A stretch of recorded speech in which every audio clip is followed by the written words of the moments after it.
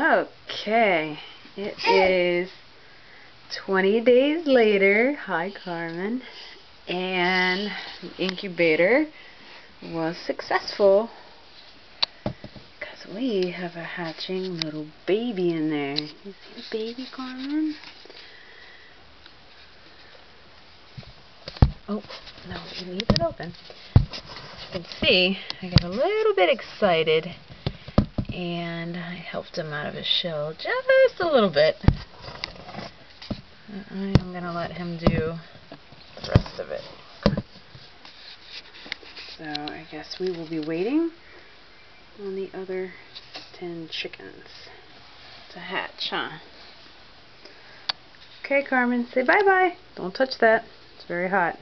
Bye-bye. Bye-bye. Bye.